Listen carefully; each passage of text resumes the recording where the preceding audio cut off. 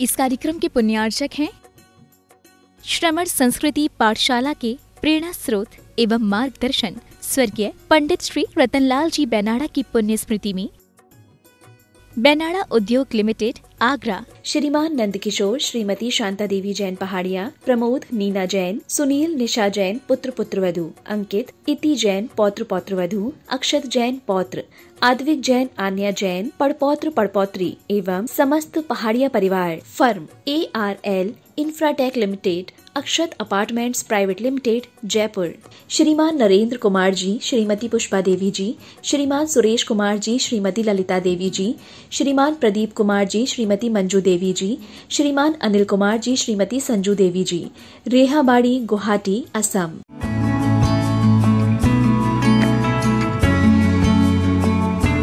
जय जिनेन्द्र नमियूण वड्ढमाणं परमपाणं जिणं तिशुद्धेन वोच्छामिरयणसारं सायारिणयारिधं मीणम्।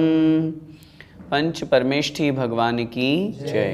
द्वादशांग जिनवाणी माता की जय। आचार्य भगवंत श्री कुंद कुंद स्वामी महाराज की जय। आचार्य भगवंत श्री विद्यासागर जी महामुनिराज की जय। परम पूज्य गुरुदेव निर्यापक श्रमण मुनि पुंगव श्री सुधा सागर जी महाराज की जय। अढ़ाई द्वीपस्थ समस्त महामुनिराजों की जय। आचार्य भगवान कुंद कुंद स्वामी महाराज इस रयणसार ग्रंथ में हमें बता रहे हैं गुरु भक्ति का महत्व, किस प्रकार हमें गुरु भक्ति करनी चाहिए, गुरु के प्रति श्रद्धा और विनय का भाव रखना चाहिए।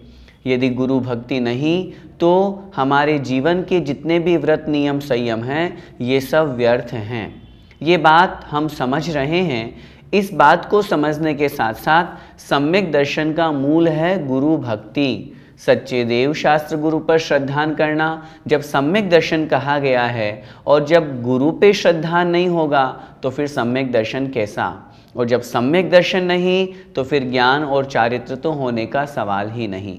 इसलिए गुरु भक्ति करते हुए हमें क्या हेय है और क्या उपादेय है इसका भी ज्ञान होना आवश्यक है। आइए उसी चर्चा को आगे बढ़ाते हैं। आचार्य महाराज कह रहे हैं मात्र जो बाह्य वेश है, उस बाह्य वेश में जो बाह्य तप किए जाते हैं, काय क्लेश उपवास आदि, वो भी महत्वपूर्ण हैं, क्योंकि मोक्ष में वो भी निमित्त कहे गए हैं। आइए समझते हैं। काय क्लेश उपवासम, काय क्लेश उपवासम, दुद्धर तव यरण कारणं जान, दुद्धर तव यरण कारणं जान, तमणीय शुद्धपरुई, तमणीय शुद्धपरुई, परिपूर्णं चेदिकं निम्मूलम्, परिपूर्णं चेदिकं निम्मूलम्। बोलिए काय क्लेश उपवासम, दुद्धर तव यरण कारणं जान, तमणीय शुद्धपरुई, परिपूर्णं चेदिकं निम्मूलम्। आइए शब्दार्थ देखते हैं। काय क्लेश उपवासम, संधि विच्छेद करेंगे। काय क्लेश उपवासम अर्थात काय क्लेश और उपवास। बाह्य तप जब हम पढ़ते हैं तब वहाँ आचार्य महाराज कहते हैं अनशनाव मोदर्य वृत्ति परिसंख्यान रस परित्याग विविक्त शय्यासन काय क्लेशा बाह्यम तप है। तो चाहे अनशन हो, ऊनोदर हो, काय क्लेश हो, ये जो बाह्य तप हैं ये कैसे हैं? आचार्य महाराज लिख रहे हैं दुद्धर तव यरण कारणम। दुद्धर अर्थात कठोर, भयंकर, अत्यधिक जो कठिन हैं, ऐसे तव यरण कारणम तपश्चरण के कारण हैं। अत्यधिक जो कठोर तप किया जाता है, मुनि महाराज उग्र से उग्र तप तपते हैं, कठोर साधना करते हैं, उन कठोर साधना में कारण क्या है? व्रत करना, उपवास करना, शरीर को क्लेशित करना। शरीर क्लेश का मतलब शरीर को दुखी नहीं, कहने का तात्पर्य कायोत्सर्ग से खड़े हो गए। अब 24 घंटे, 36 घंटे, 72 घंटे तक एक ही आसन से बैठे हैं, एक ही आसन से खड़गासन से खड़े हुए हैं, ये कहलाता है काय क्लेश। ये तप जो हैं ये दुर्धर अर्थात बहुत कठोर तपश्चरण के कारण हैं, ऐसा जाने अर्थात जानना चाहिए। और ये जो तप है तमच, और ये जो तप हैं यदि णीय शुद्धप रुई, णीय अर्थात निज, शुद्धप शुद्ध आत्मा, अपनी शुद्ध आत्मा की, रुई मतलब रुचि होने पर, यदि इस तप के साथ में हमें शुद्ध आत्मा की रुचि है, शुद्ध आत्मा पर श्रद्धान है, अपनी आत्म स्वरूप को प्राप्त करने की भावना है, तब ऐसी स्थिति में परिपूर्णम कम्मणिमूलम चेदी, ये परिपूर्ण रूप से, पूर्ण रूप से, संपूर्ण रूप से ये जो तप हैं ये कम्मणिमूलम, कर्मों को निर्मूल करने में, कर्मों का नाश करने में, चेदी मतलब होते हैं, चेदी इस ऐसा जानना चाहिए। इस गाथा में आचार्य महाराज क्या कह रहे हैं? बाह्य तप व्यर्थ नहीं है, काय क्लेश करना, उपवास करना, ऊनोदर करना, रस परित्याग करना, ये व्यर्थ नहीं है। इसके साथ में जब हमारी शुद्ध आत्मा के प्रति रुचि होती है, हम ये उपवास क्यों कर रहे हैं? आत्म कल्याण के लिए, लोक प्रसिद्धि के लिए नहीं, अपने उपवासों की काउंटिंग से लोग मुझे जानेंगे ये सोच करके नहीं, बल्कि आत्म भावना की रुचि प्रकट होने पर जब ये व्रत उपवास आदि किए जाते हैं तो ये कर्मों के नाश में, कर्मों को नष्ट करने में महत्वपूर्ण निमित्त बनते हैं, महत्वपूर्ण कारण बनते हैं। भैया जी, क्या बाह्य तप के बिना मात्र अंतरंग तप से मुक्ति संभव है? बाह्य तप के बिना अंतरंग तप कैसे हो सकते हैं? जरा इस बात पे भी तो विचार करें पहले, मुक्ति की बात तो फिर आगे की जाएगी।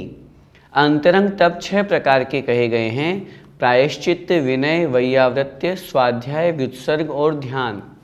और उनमें सबसे महत्वपूर्ण है ध्यान। ध्यान के बिना सिद्धि नहीं होती, ध्यान के बिना मोक्ष नहीं होता। और वह ध्यान क्या चलते फिरते हो जाएगा? क्या खाते पीते हो जाएगा? क्या सोते सोते ध्यान हो जाएगा हमारा? जो मोक्ष का हेतु है, धर्म ध्यान और शुक्ल ध्यान, परे मोक्ष हेतु, वह तो कब होगा? जब बाह्य से हम तप करेंगे। व्रत उपवास की साधना नहीं होगी, बाह्य से अगर हम उपवास नहीं करेंगे तो ध्यान ऐसा थोड़ी ना है हम बैठे आसन लगाए और अंतर्मुहूर्त में हमें ध्यान हो गया। हम सबके अंदर इतनी शक्ति नहीं है। उस शक्ति को प्रकट करने के लिए शरीर की साधना, शरीर का अभ्यास जरूरी है। कहने का तात्पर्य यह है, जब तक बाह्य तप नहीं होंगे तब तक अंतरंग तप भी नहीं होंगे। अंतरंग तप तक पहुंचने के लिए, ध्यान तक पहुंचने के लिए हमें शरीर का अभ्यास, शरीर को एक जगह स्थिर रखना, उपवास करना। ध्यान में बैठे हैं और भूख की आकुलता हो गई तो फिर उपयोग कहाँ जाएगा? भोजन की ओर चला जाएगा, आत्मा की तरफ कहाँ जाएगा? ध्यान में बैठे हैं और उधर से कोई वस्तु निकली, उसकी दुर्गंध आ गई तो फिर उसकी तरफ हमारा उपयोग चला जाएगा। कोई वस्तु की सुगंध आ गई, हमें बड़ा अच्छा लग रहा है वो स्वाद और वो सुगंध, हमारा उपयोग वहाँ चला जाएगा।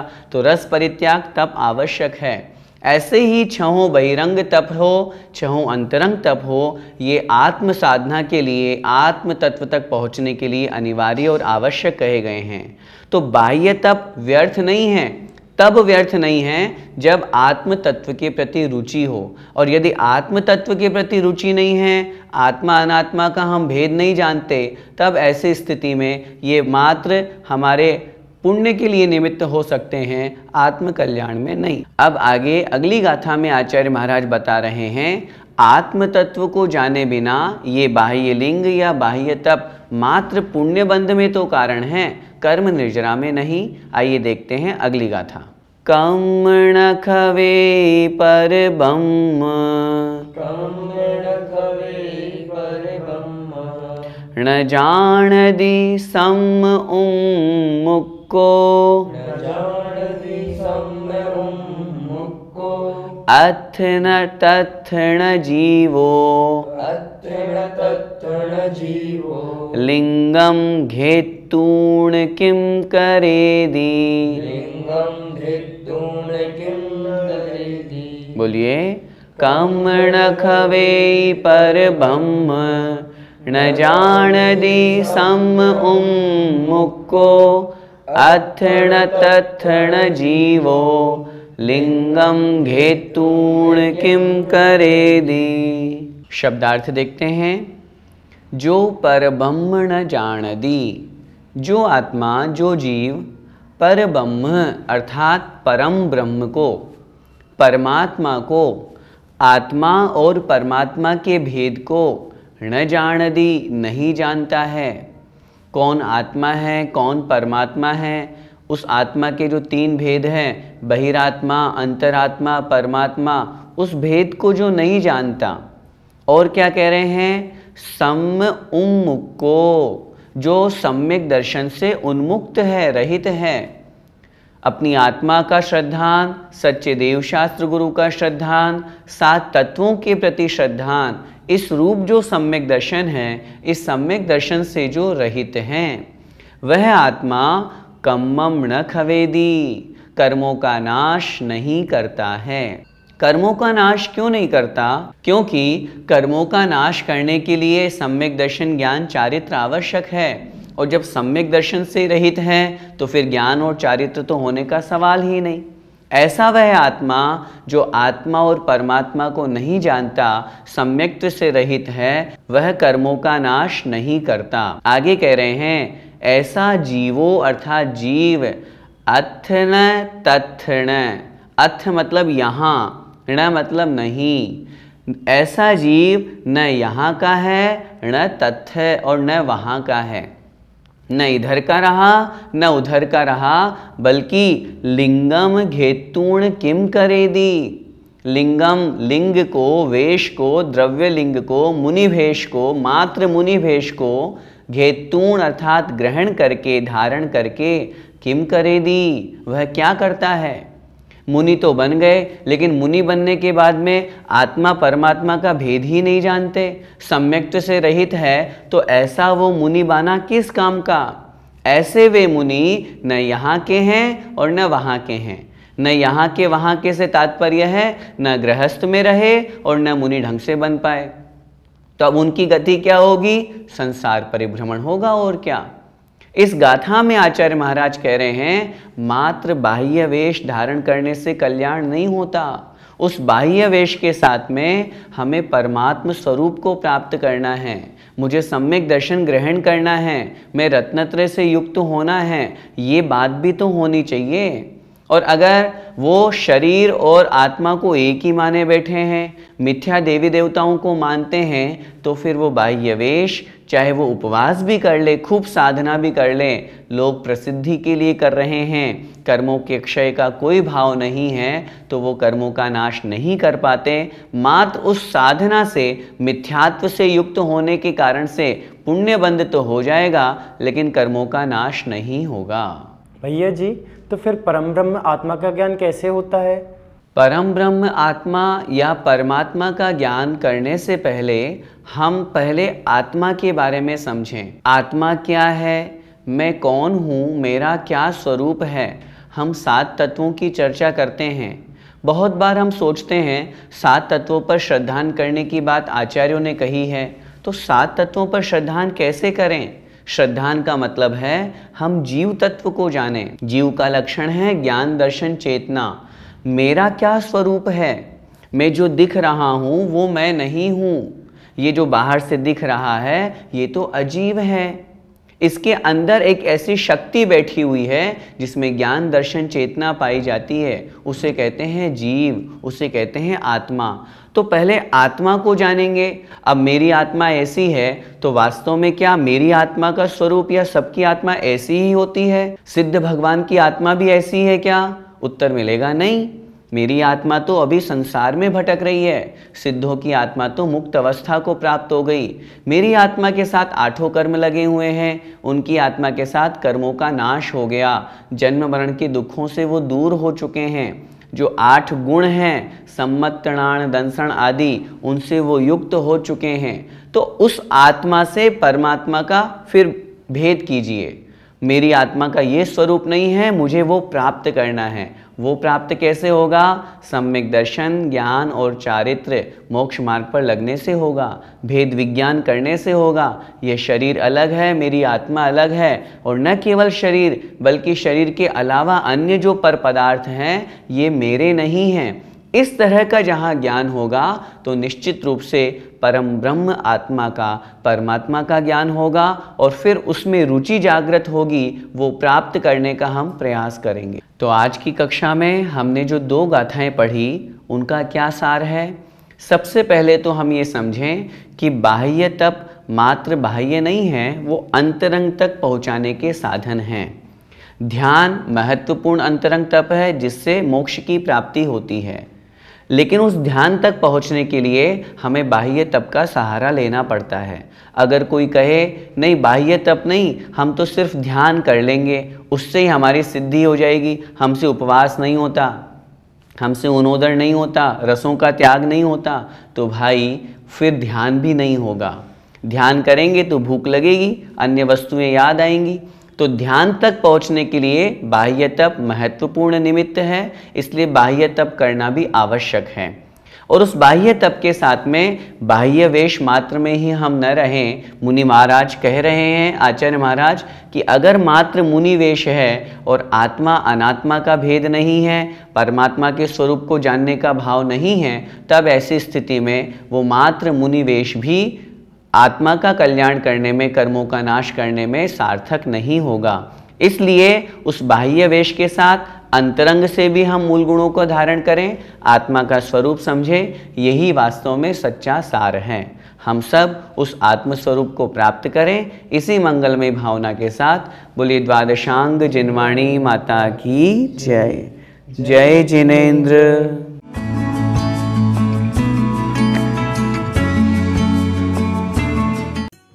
इस कार्यक्रम के पुण्यार्चक थे श्रमण संस्कृति पाठशाला के प्रेरणा स्रोत एवं मार्गदर्शन स्वर्गीय पंडित श्री रतनलाल जी बेनाड़ा की पुण्य स्मृति में बेनाड़ा उद्योग लिमिटेड, आगरा। श्रीमान नंदकिशोर, श्रीमती शांता देवी जैन पहाड़िया, प्रमोद, नीना जैन, सुनील, निशा जैन पुत्र पुत्रवधू, अंकित, इति जैन पौत्र पौत्रवधू, अक्षत जैन पौत्र, आद्विक जैन, आन्या जैन पड़पौत्र पड़पौत्री एवं समस्त पहाड़िया परिवार, फर्म ARL इंफ्राटेक लिमिटेड, अक्षत अपार्टमेंट्स प्राइवेट लिमिटेड, जयपुर।